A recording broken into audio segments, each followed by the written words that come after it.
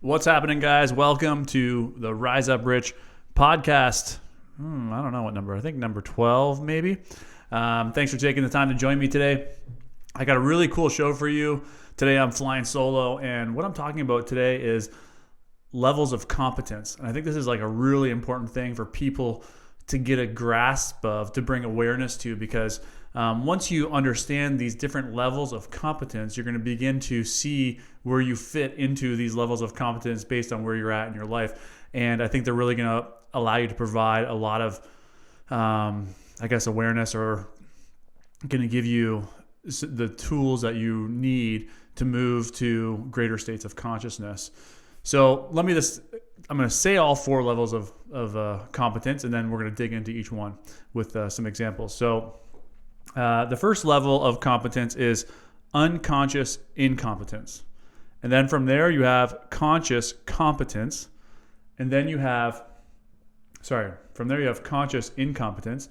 Then you have conscious competence. And then you have unconscious competence. So I know that was a mouthful of words. So let me dig into each level and just talk about them briefly and give a small example.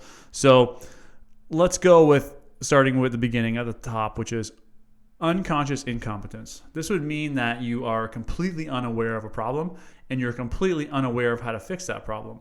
We cannot solve our problems without awareness about the problem. So the first step is awareness or consciousness. Putting this all into an example. So I always use this example because it's funny, but one day I was doing like a 3-point turn and I backed my car into a rock and I put this huge hole in my bumper. If I was unconsciously incompetent, I would have went immediately into the state of anger, and I would have allowed myself to be in that state of anger for the rest of the day. I might have held on to that anger for my entire life. Every time I walked by my car and I saw the scratch or the hole that I put in my bumper, I would just relive that anger. It would come up in me again. I would be full of rage again because I was completely unaware, first of all, that I was in the state of anger. And secondly, I had no clue how to deal with the anger. So as I began my spiritual journey and I began to grow spiritually, I started to make some changes. And this is an actual example that would happen to me. So if I moved to the next level where I was conscious but incompetent, in this same example, I would be aware that I was in the state of anger, yet I would not know how, or had not yet learned how to overcome that anger. So when you're consciously incompetent, you're aware of the state that you're in, but you haven't developed the tools yet to overcome that state of consciousness, or that lower state of consciousness. So the third level of consciousness, or the third state of competence, I should say, is consciously competent. So this is when you're aware of what your problem is and you are able to solve it. You're aware of the state that you're in and you're able to overcome that state. So this is exactly what happened with me. Was when I backed my car into the rock, I immediately recognized I was in anger. So I was conscious that I was in the state of anger. And the things that were going through my mind were like, what an idiot you are. Why did that guy put a rock at the end of his driveway? And so once I recognized that I was in this state of anger, I was able to make the shift to, okay, I'm in the state of anger. What do I need to do to get out of the state of anger? And what I did in this moment was I used the and then what approach, which was basically, the and then what approach is amazing for any aspect or any problem that you have in your life. Basically, you just keep asking yourself the question, and then what? So for me, it's like, okay, you backed your car into a rock, and now what? Well, now I'm going to have to go and get it fixed. And then what? Then it's going to cost me money. So as I started going down this kind of and then what scenario, I came to the realization that I was really scared about the amount of money that it was going to cost me. So then I asked, well, how much money is it going to cost me? And the answer to that was $500. And I came to the realization that $500 is not going to make or break me. And immediately the anger went from a 10 to a 1. In my old self, or I shouldn't even say my old self, in my programmed self, where I was completely unaware of being in the state of anger and completely unaware of how to fix it, I would have backed that car into the rock. I would have drove down the road, probably speeding away, being completely just enraged. I probably would have got a speeding ticket on the way home because I was driving so fast. Then I would have went home and got in a fight with my wife. Would have went to bed the next day, and that anger would have still been inside me. Our emotions are trapped in the body. So when we don't release our emotions or we don't properly deal with our emotions, they begin to fuel or they begin to create the story of who we truly are. So this is why the angry person will always attract angry situations. You're constantly in a state of anger. All you can see all around you is anger or is angry situations. This anger is like building on top of each other. So you back your car into a rock, you get in a fight with your wife, you get pulled over by the police, and then the anger builds and builds and builds. And this is described as, as an example or an analogy would be driving your car down the road, 100 miles an hour with your foot to the floor. If you continue to drive like this every single day, eventually that car is going to break down, or eventually your body's going to break down, and it's going to create all kinds of health related issues for you, all kinds of emotional related issues, relationship issues. The list goes on and on. You can see how this one simple situation piled upon multiple situations unproperly dealt with could lead to major problems in your life. 90% of doctors agree that all illness is stress related or somewhat stress related. So if we know this, then why aren't we doing anything to deal with our level of stress? How do we deal with our level of stress? Well, the one great tool is to become consciously competent. We're conscious of the state of consciousness that we're in, anger, apathy, fear, guilt, whatever it may be.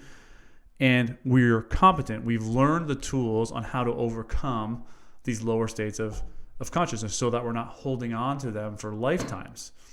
An example for me was like with grief, which is a lower state of consciousness. I believe it's a 75 on the scale of consciousness that Dr. David Hawkins laid out, and he laid it out in all of his books, but the book I would suggest reading is Letting Go by Dr. David Hawkins.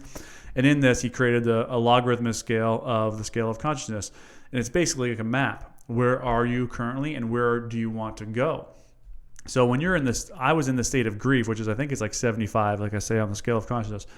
I was in the state of grief from the loss of my mother from the time I was 9 years old to the time I was about 33 years old, because I hadn't ever gone back and dealt with that grief and let it go completely.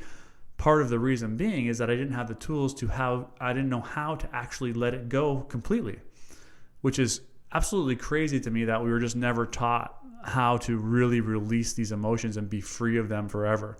Instead, we just go about our day unconsciously holding on to all of these emotions.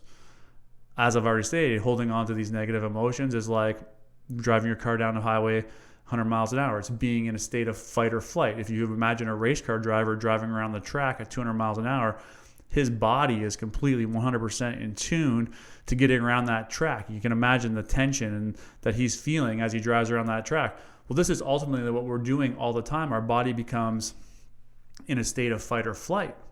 And in order to overcome that state so that we can be free, we can be released, we need to learn how to let go of these emotions. So we're going to get into that in the second part of this. But the last step of competence is unconscious incompetence, which is not where I was in this example yet. But unconscious incompetence would have basically been, I would have hit my car into the rock. I wouldn't even let myself go to anger. It would just been unconsciously, I wouldn't allow myself to go there. Automatically, I would have healed from that negative occurrence in my life. So it's unconscious. It just happens naturally. And let me give you an example of that. So we know science has proven that it takes 66 days to install a new habit. And one of the things that I hated doing was putting the dishes away. I hated unloading and loading the dishwasher. As simple as that sounds, I just hated doing it. So one day, I came to the realization that I needed to put a timer on how long it actually takes me to unload and load the dishwasher. So I put a timer to it, and it only took me 2.5 minutes. And once I did that, I was like, oh my God. So what happened there was I became conscious. I became conscious around this idea that the dishes was this big giant task that I had to do every single day, and I hated doing it so much. I made it this big thing, but then I put a timer to it. I created awareness, and I'm like, oh, it only takes me 2.5 minutes. From that moment forward, I came to the realization that I now know that it only takes me 2 minutes, so that I can do this all the time. It's no longer a big giant task. Now that it's no longer a big giant task, I made the decision to make sure that I never had a dirty dish in my sink. I would always unload and load the dishwasher whenever it needed to be done. My sink would always remain clear. So as I did this over time, I kind of fell off here and there, but eventually one morning, and this was recently actually, one morning I was just loading the dishwasher, and I became conscious of the fact that this was completely automatic. I didn't say in my mind, oh man, I got to unload the dishwasher or whatever. It just happened. It became automatic. And this is where we ultimately want to get when it comes to experiencing lower states of consciousness. We don't even want to be conscious of the fact that we're in grief. We're just automatically going to become competent on how to fix it. So I think that's a really unique example, or a really cool example, a simple example, I should say, on how we can install these automatic behaviors and become unconscious around healing negative states of consciousness. That's using the word consciousness a lot. I apologize. But anyway, so now that you know, just to repeat, there is unconscious incompetence. There is conscious incompetence. There is conscious competence, and there's unconscious competence.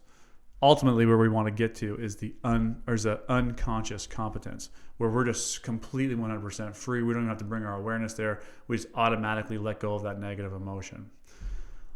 What's the problem with negative emotions? Well, here's the thing. One, emotions are held in the body. So that will put the body into that state of fight or flight, which will not allow our body the proper systems to heal properly, not allow ourselves, it will take energy away from our body to rebuild, to flush out toxins. There's all kinds of negative things that go along with holding emotions in the body. So it's very important to learn how to hold those, to release those emotions. Secondly, though, emotions are connected to thoughts, and one single emotion of shame, of anger, could create hundreds of thousands of thoughts throughout your life. So overthinking has been plaguing our society. People can't even go to sleep. Sleeping pills are one of the number one prescribed drugs these days. And that's because people just can't shut their minds off. But the reason that you can't shut your mind off is because of these emotions that our thoughts are tied to. So if you learn how to release those emotions using the letting go method, then you will then clear all the thoughts that are associated with those emotions. So letting go and releasing these emotions is hugely important. So with emotions that come up now, we can become aware of them, we can become conscious, and we can become competent on how to heal them as they come in. But for the emotions that we've already experienced, we need to go back, right? So how do we go back? Well, basically, I do it through a meditation technique, and it's called the letting go technique, which is laid out in the book Letting Go by Dr. David Hawkins. And ultimately, the way through feelings is to feel them. So most people are dealing with their emotions in four basic ways. They are repressing them, meaning whatever happened to them was so bad that they completely forgot about it. The second way is that they're suppressing them, meaning they're aware of them, but they're just not going to go there, right? You feel the grief coming on of the lost pet or the lost loved one. You feel the eyes well up, and you're just like, immediately you take your consciousness away from that because you don't want to feel that pain. The third way is that we express them. And a lot of people think that expression is good, but only in the proper setting. Expression is good when you're in coaching or you're in therapy, or with a very, very trusted friend that can give you a non-bias, objective point of view. But when when people say it's good to express your feelings, if it's not in the proper setting, all we end up doing is spilling out our problems onto other people. And then other people are also going to agree with what we have to say. If we're expressing anger to our friends want to agree with us. So they're going to end up fueling that anger and making you even more angry. So this is why expression is not good.